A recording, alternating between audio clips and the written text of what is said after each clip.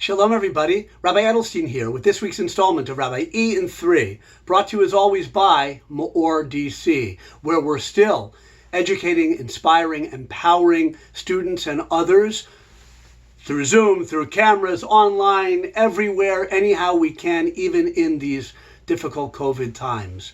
Speaking of which, one of the unpleasant new realities we live with,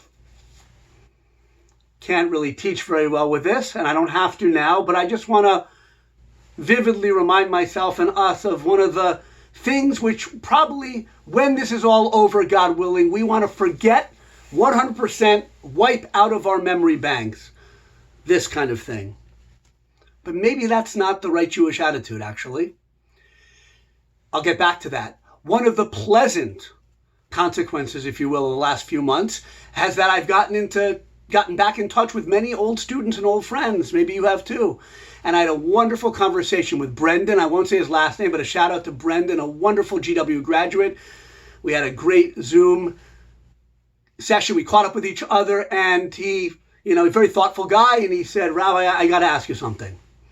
He said, can you share with me something possibly from the Torah that could, speak to the situation we're in now?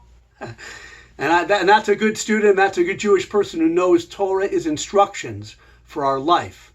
And I said, it happens, Brendan, this week's Torah portion has one of the foundational verses for dealing with the kind of things we're dealing with now. At the end of the 40 years in the desert, Moshe is speaking to the Jewish people, as he does throughout the whole book of Devarim.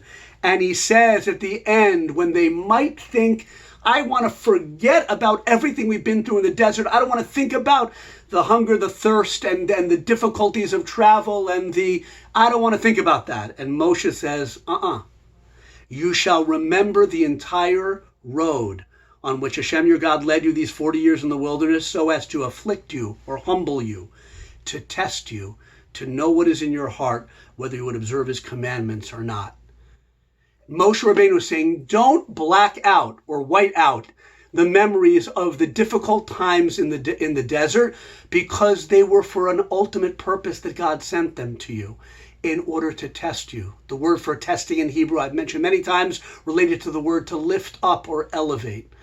The difficulties, the afflictions, the challenges, the darkness, the confusion, all ultimately for the purpose of elevating you to see what's in your heart, so that you will bring out potential you didn't even know you had.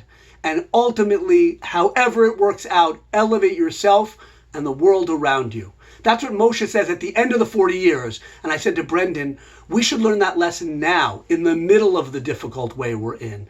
That's the ultimate purpose of all the things we're sent in this world, and everything, as I've said many times, everything is a test. Everything is an opportunity, difficult as it may be, confusing as it may be, for us to see what's in our hearts and lift up every bit of good and kindness and light from our hearts, elevate it and share it with the world.